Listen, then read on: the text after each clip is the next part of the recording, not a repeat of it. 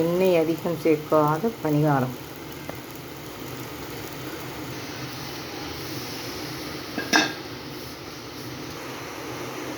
பணியாரத்தை திருப்பி போட்டுக்கலாம்.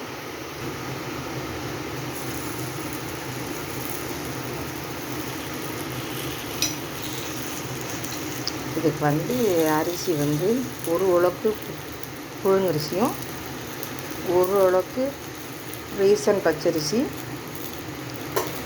கொஞ்சோண்டு உளுந்து ஒரு கைப்பிடி போட்டு 1 மணி நேரம் ஊற வச்சு அரைக்கணும். இந்த காம்பினேஷனில் ஊற வச்சு அரைச்சி பணியாரம் ஆக்கையில் கொஞ்சம் தயிர் சேர்த்துக்கிட்டோம்னா அதிகமாக எண்ணெய் குடிக்காது பணியாரம். இப்போ மழை நல்லா பெய்யுது, மழை நேரத்துக்கு நல்ல சூடாக இருக்கும் டேஸ்டான பணியாரம். பணியாரத்துக்கு காம்பினேஷன் மிளகாய் சட்னி, நல்ல கலர் காம்பினேஷனில் இருக்கும். இப்போ பணியாரம் வெந்துருச்சு, அப்படியே எடுத்துடலாம்.